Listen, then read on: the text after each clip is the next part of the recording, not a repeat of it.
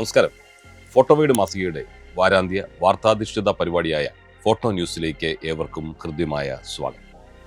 സിനിമാറ്റോഗ്രാഫർമാർക്ക് സിഗ്മയുടെ ഒരു സന്തോഷ വാർത്ത ആദ്യമായി അറിയിക്കാം. എല്ലാ ഫോക്കൽ ലെങ്തുകളിലും 1.3 സവിശേഷതകളുമായി ലോകത്തിലെ ആദ്യത്തെ സിനിമ ലെൻസ് ലൈനായ Aizu prime line Sigma corporation പ്രഖ്യാപിച്ചു. 12 ലെൻസുകളുടെ നിരയിൽ 18 mm മുതൽ 125 mm വരെയുള്ള മുഴുവൻ ശ്രേണിയിലും സ്ഥിരമായ T1.3 അപ്പർച്ചർ സെറ്റിംഗ് സാധ്യമാണ്. പ്രാരംഭ പതിപ്പിൽ 25 mm മുതൽ 75 mm വരെ ഫോക്കൽ ലെങ്തുള്ള 8 ലെൻസുകളാണ് ഉള്ളത്. സമാനതകളില്ലാത്ത തെളിച്ചത്തോടെ സുന്ദരമായി സിനിമ ആവിഷ്കരിക്കാൻ ജപ്പാനിലെ ഐസുവിൽ നിർമ്മിച്ച ഈ ലെൻസുകൾ സിനിമാറ്റോഗ്രാഫർമാരെ ഏറെ സഹായിക്കും. പ്രൊഫഷണൽ സ്റ്റിൽ ഫോട്ടോഗ്രാഫർമാർക്ക് ഗോഡോക്സിൽ നിന്നൊരു സന്തോഷ വാർത്ത. പോർട്ടബിൾ പാക്കേജിൽ പ്രോ പവർ വാഗ്ദാനം ചെയ്യുന്ന V480C TTL ഫ്ലാഷാണ് അവർ പുതിയതായി അവതരിപ്പിച്ചിരിക്കുന്നത്. ലൈറ്റ് യൂണിറ്റിന്റെ കാര്യത്തിൽ പോർട്ടബിലിറ്റിയാണ് പ്രധാനം. അക്കാര്യത്തിൽ മുൻപന്തിയിൽ നിൽക്കുന്ന V480 TTL ഗോഡോക്സ് ഫ്ലാഷാണ് ഇപ്പോൾ ഉള്ളത്. ഗോഡോക്സിന്റെ ചെറിയ ഫ്ലാഷായ V350, കൂടുതൽ കരുത്തുറ്റ V860-3 ഇതിനിടയിലുള്ള വിടവ് നികത്തിക്കൊണ്ടാണ് ഇടത്തരം ഫ്ലാഷായ V480 CTTL അവതരിപ്പിച്ചിരിക്കുന്നത്. നിക്കോൺ Z52വിന്റെ കേരളത്തിലെ ലോഞ്ച് കോഴിക്കോട്ട് വെച്ച് നടന്നു. നിക്കോൺ Z തുടക്കത്തിൽ തന്നെ ധാരാളം ക്യാമറകൾ വിറ്റഴിഞ്ഞതായി ഫോട്ടോലിങ്ക് മാനേജർ ഡയറക്ടർ MA വിൽസൺ അറിയിച്ചു. ചടങ്ങിൽ ഫോട്ടോഗ്രാഫി ബിസിനസ് രംഗത്തെ പ്രമുഖരും ഫോട്ടോഗ്രാഫർമാരും സംസാരിച്ചു. ഹായ്, പ്രസി. ഞാൻ നിക്കോൺ Z5 II യൂസ് ചെയ്തു. ഞാൻ മറ്റ് നിക്കോണിന്റെ ക്യാമറകൾ യൂസ് ചെയ്യുന്ന ആളാണ്. അതായത് 3ഉം 8ഉം ഒക്കെ യൂസ് ചെയ്യുന്നതാണ്. ഇതൊരു വളരെ കോമ്പാക്റ്റ് ആയിട്ടുള്ള ഒരു ക്യാമറയാണ്. അതായത് നമുക്ക് ഹാൻഡിൽ ചെയ്യാൻ വളരെ സുഖമായിട്ടുള്ള ഒരു ക്യാമറ ആണ്. ബോഡിക്ക് വരുന്ന പ്രൈസ് 130 ആണ്. ഈ 130 നമ്മൾ ഇൻവെസ്റ്റ് ചെയ്ത് കഴിഞ്ഞാൽ ഇതിൽ കിട്ടുന്ന അഡ്വാൻറ്റേജസ് എന്ന് പറഞ്ഞാൽ ഇതിന്റെ ഹയർ ക്യാമറകളിൽ കിട്ടുന്ന സൗകര്യങ്ങളൊക്കെ ഇതിൽ കിട്ടുന്നുണ്ട്. ഈ ക്യാമറ വളരെ ഫാസ്റ്റ് ആയിട്ടുള്ള ഫോക്കസിംഗ് ആണ്. അതുപോലെ തന്നെ ഡൈനാമിക് റേഞ്ച്. ഇപ്പൊ നമ്മളിപ്പം ഒരു ചെറിയൊരു റിം ലൈറ്റ് പോലും അത് കറക്റ്റ് ക്യാപ്ചർ ആവുന്ന ഒരു ഇതാണ് ഞാൻ ഇതിനകത്ത് കാണുന്നത്. അതേപോലെ തന്നെ ഇതിന്റെ മോണിറ്റർ നമുക്ക് യൂസ് ചെയ്യാനുള്ളത് Z6 III ചെയ്യുന്ന പോലെ തന്നെ ഉള്ള മോണിറ്റർ ആണ് ഇതിനുള്ളത്. എന്തായാലും ഞാൻ ഈ ഒരു ക്യാമറയിൽ ഭയങ്കര ഹാപ്പിയാണ്. ഹലോ, ഹായ്, ഞാൻ അക്ബർ മഞ്ചേരി. ഞാൻ V6 III ആണ് എൻ്റെ കയ്യിലുണ്ടായിരുന്നു ക്യാമറ. അത് യൂസ് ചെയ്ത് കഴിഞ്ഞ് ഇപ്പോൾ എനിക്ക് V5 II ഉപയോഗിക്കാൻ തന്നപ്പോൾ സെയിം ഫീച്ചേഴ്സ് തന്നെയാണ് എനിക്ക് തോന്നിയിട്ടുള്ളത്. ഇതിന് വളരെ പ്രൈസ് കുറവാണ്. 130, 140 ചെറിയ എമൗണ്ട് വരുന്നുള്ളൂ. യൂസ് ചെയ്ത് നോക്കുമ്പോൾ എനിക്ക് ഏറ്റവും നല്ലതൊന്ന് എനിക്ക് ഞങ്ങളെ ബാച്ചിന് ഒന്നുകൂടെ ഒരു ക്യാമറ കൂടെ മേടിക്കണം എന്നുണ്ട്. അപ്പോൾ എന്തുകൊണ്ടും ഞാനിത് മേടിക്കും.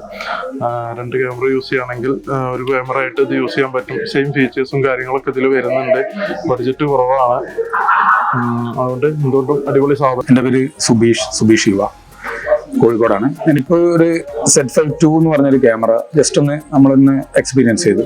അതിലുള്ളൊരു ഏറ്റവും വലിയൊരു ഗുണമായിട്ട് തോന്നിയത് ഫോക്കസിങ് തന്നെയാണ്. ഫാസ്റ്റ് ഫോക്കസിങ് ആണ്. പിന്നെ ഒരു 140 ചോടയുള്ളൊരു ബോഡിയാണ്, ഒരു ഫുൾ ഫ്രെയിം ബോഡി നമുക്ക് കിട്ടുന്നത്. അതിൽ തന്നെ കൃത്യമായിട്ട് നമുക്ക് Z8, Z6 III പോലുള്ള ക്യാമറകളിലെ എല്ലാ ഫീച്ചേഴ്സും ഈ ഒരു ക്യാമറകൾക്ക് വന്നു എന്നുള്ളത് തന്നെയാണ് ഇതിൻ്റെ ഏറ്റവും വലിയൊരു അഡ്വാൻറ്റേജ് ആയിട്ട് ഞാൻ കണക്കാക്കുന്നത്. പിന്നെ പിക്ചർ പ്രൊഫൈൽ 20ഓളം എക്സ്ട്രാ പിക്ചർ പ്രൊഫൈൽ ഈ ഒരു ക്യാമറയിലേക്ക് വരും.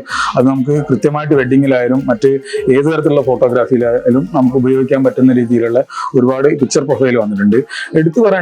ഒന്നുകൂടെ ഞാൻ എടുത്തു പറയുകയാണ്, അതിന്റെ ഏറ്റവും വലിയ ഗുണം വെച്ചാൽ ഇതിന്റെ ഫോക്കസിങ് തന്നെയാണ്. ഫാസ്റ്റ് ആയിട്ടുള്ള ഫോക്കസിംഗ് ആണ് ഈ ഒരു ക്യാമറയിൽ ഏറ്റവും കൂടുതൽ ഇഷ്ടപ്പെട്ടത്. ഈ ഒരു ക്യാമറ എനിക്ക് ഏറെ ഇഷ്ടപ്പെട്ടു. ഇനി ഫോട്ടോഗ്രാഫിയുടെ ചരിത്രത്തിൽ ഇടം പിടിക്കാൻ പോകുന്ന ഒരു വാർത്ത പങ്കുവയ്ക്കാം. ഫോട്ടോഗ്രാഫി എന്ന മഹത്തായ കലയുടെ പിതാവായ ജോസഫ് നിസ്ഫർഡ് നീപ്സിന് കേരളത്തിൽ സ്മാരകമൊരുങ്ങാൻ പോവുകയാണ്. അങ്ങനെ ഒരു ചരിത്രം രചിക്കാൻ പോകുന്നത് പ്രശസ്ത ഫോട്ടോഗ്രാഫറും ഫോട്ടോവീട് മാസികയുടെ തുടക്കം മുതലുള്ള എഡിറ്റോറിയൽ ബോർഡ് അംഗവും മുൻ KSEB സീനിയർ സൂപ്രണ്ടുമായിരുന്ന സജി എണ്ണക്കാടാണ്. മാവേലിക്കരയിൽ അദ്ദേഹത്തിന്റെ സ്വന്തം സമ്പാദ്യത്തിൽ നിന്നുള്ള പണം കൊണ്ട് നിർമ്മിക്കുന്ന സ്മാരകത്തിന് മുൻ ചീഫ് സെക്രട്ടറിയും കവിയുമായ K. ജയകുമാർ ശിലാസ്ഥാപനം നിർവഹിച്ചു.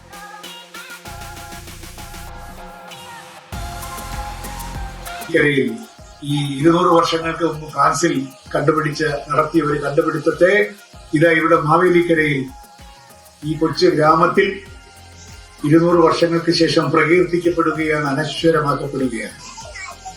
വാസ്തവത്തിൽ അനശ്വരമാക്കപ്പെടുന്നത് ജോസഫ് നീബ്സ് അല്ല, സജി എണ്ണക്കേടാണെന്നാണ് എനിക്ക് തോന്നുന്നത്.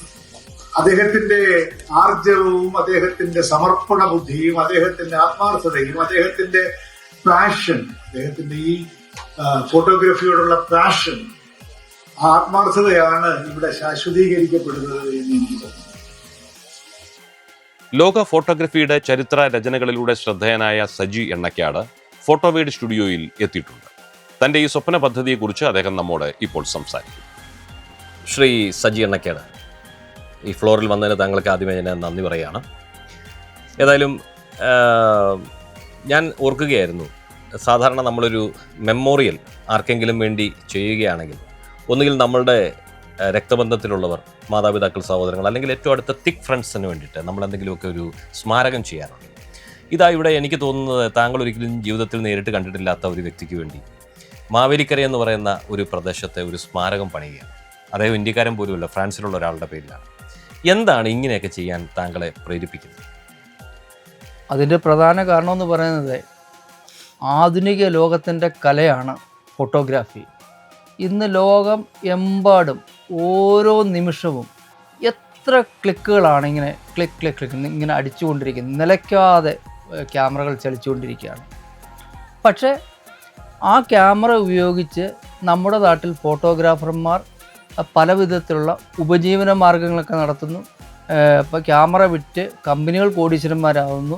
മുൻപ് ക്യാമറയിലിടുന്ന ഫിലിമുകൾ വിറ്റ്, അനുബന്ധ ഉപകരണങ്ങൾ വിറ്റ് കോടീശ്വരന്മാരായ നിരവധി പേര് ഈ നാട്ടിലുണ്ട്. ക്യാമറ ഉപയോഗിച്ച് ഫോട്ടോഗ്രാഫി വർക്കുകൾ നടത്തി, അല്ലെങ്കിൽ ഈ ഫാഷൻ പോലുള്ള ഷൂട്ടിംഗ് നടത്തി മണിക്കൂറുകളിൽ ലക്ഷങ്ങൾ വാങ്ങിക്കുന്ന ആളുകൾ നമ്മുടെ ഇടയിലുണ്ട്.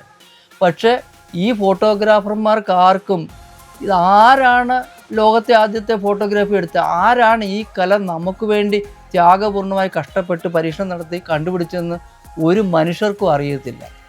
ഒരു പക്ഷേ ലോകത്തെ ആദ്യത്തെ ഫോട്ടോഗ്രാഫ് കണ്ടുപിടിച്ച അദ്ദേഹത്തെ പറ്റി പഠിച്ച് അദ്ദേഹത്തിൻ്റെ പേരിലൊരു സ്മാരകം നിർമ്മിക്കാൻ നിയോഗമായിരിക്കും ചിലപ്പം എൻ്റേത്. അതായത് ലോകത്തെ ആദ്യത്തെ വിജയകരമായ ഫോട്ടോഗ്രാഫ് എടുത്തത് 1827 ജൂണിലോ ജൂലൈയിലോ ആണ്. അത് ഫ്രാൻസിലെ സാവൺ നദിയുടെ തീരത്തുള്ള ആ ഗ്രാമത്തിൽ ജനിച്ച ജോസഫ് നീപ്സ് എന്ന് പറയുന്ന ഫ്രഞ്ച് ശാസ്ത്രജ്ഞനാണ്. അദ്ദേഹം സഹോദരനും ചേർന്ന് വേറെ കണ്ടുപിടുത്തങ്ങളൊക്കെ നടത്തിയിട്ടുണ്ട്. അപ്പം ജോസഫ് നീസ്പർ ആരാന്ന് അറിയത്തില്ല, ലോകത്തെ ആദ്യത്തെ ഫോട്ടോഗ്രാഫ് ആരാന്ന് ഈ ലക്ഷങ്ങളും കോടികളും ഉണ്ടാക്കുന്ന ഈ ഫോട്ടോഗ്രാഫി ഉപകരണങ്ങൾ വെച്ചുണ്ടാക്കുന്ന ഉപജീവന മാർഗം നടത്തുന്ന ഒരുത്തർക്കും അറിയില്ല. അപ്പം അവരോട് അത് പറഞ്ഞു കൊടുക്കുക, അല്ലെങ്കിൽ അവർക്ക് വേണ്ടി അത് പറഞ്ഞു കൊടുക്കുക. ഇനിയിപ്പം ഈ തലമുറ ഇതൊന്നും ഉൾക്കൊണ്ടില്ലെങ്കിലും എനിക്ക് പ്രശ്നമില്ല. പക്ഷെ അടുത്ത തലമുറയെ ബോധ്യപ്പെടുത്തണം, ഇത് ഫോട്ടോഗ്രാഫിയുടെ ഉപജ്ഞാതാവ്, ലോകത്തെ ഏറ്റവും മഹത്തായ കലയുടെ ഉപജ്ഞാതാവ്, വിജയകരമായ ഫോട്ടോഗ്രാഫ് കണ്ടുപിടിച്ചത് ജോസഫ് നീസ്പർ ആണെന്നും അദ്ദേഹത്തിൻ്റെ പരീക്ഷണങ്ങളും ത്യാഗപൂർണമായ ജീവിതവും ലോകം ആകമാനം അറിയപ്പെടണം. അപ്പോൾ അതുകൊണ്ടാണ് ഇന്ത്യയിൽ ഇന്നുവരെ സ്മാരകമില്ല.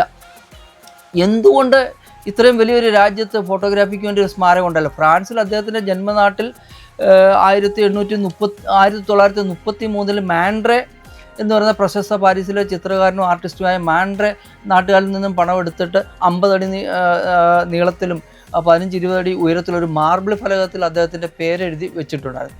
അന്ന് സംശയമുണ്ട്, അന്ന് ഈ ലോകത്തെ ഫോട്ടോഗ്രാഫ് ഭൂമുഖത്തില്ല, എവിടെയോ കാണാമറയത്ത ഇരുളിൽ ആണെന്ന് വേണേൽ പറയാം. അത് പിന്നീട് കണ്ടെത്തിയതൊക്കെ ഹെൽമുട്ട് ഗെയിംഷെയിം എന്ന് പറയുന്ന ചരിത്രകാരനാണ്. അത് വേറെ വഴിക്ക് തന്നെ പോകും.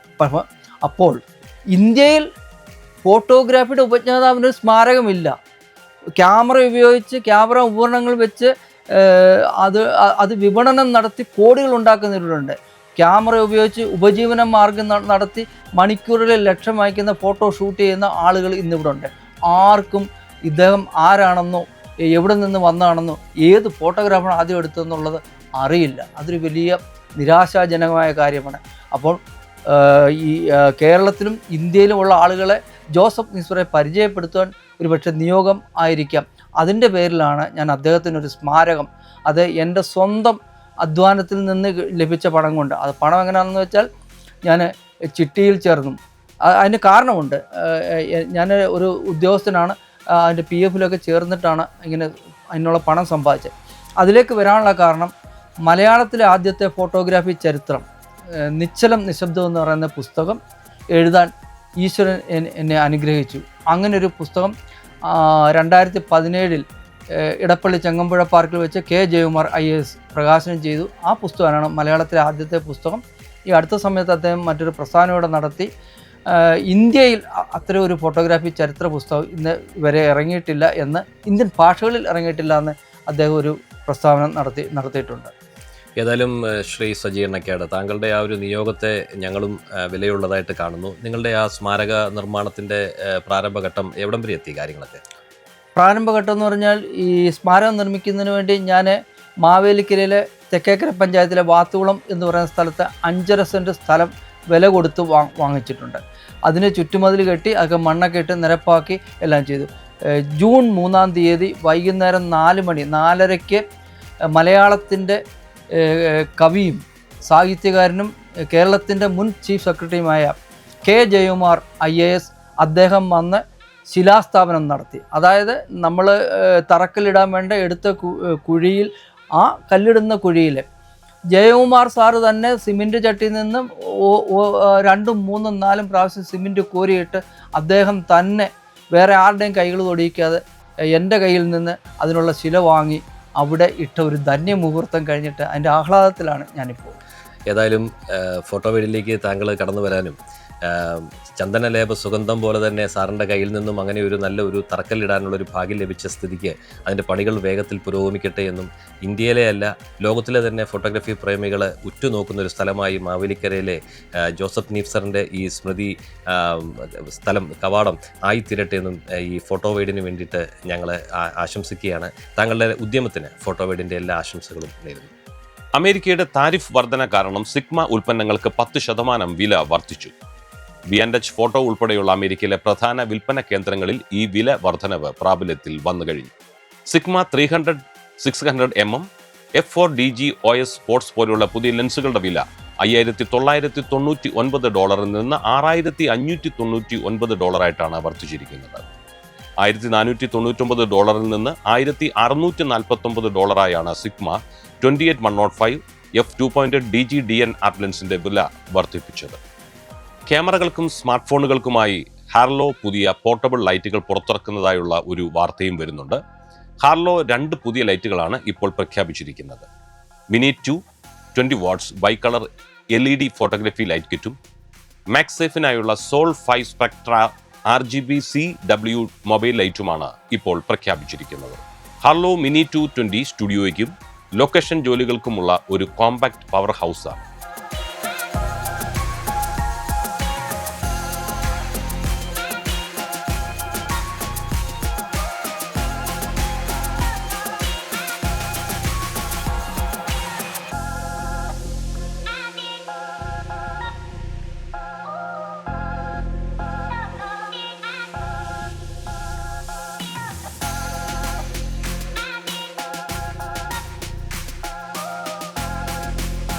യാത്ര പോകുമ്പോൾ DSLR ആണോ മിറർലെസ് ആണോ നല്ലത് എന്ന് സംശയം പലരും പങ്കുവയ്ക്കാറുണ്ട്. അത് സംബന്ധിച്ച ചില വിവരങ്ങൾ ഇവിടെ നിങ്ങൾക്കായി ഞങ്ങൾ പങ്കുവയ്ക്കുന്നു.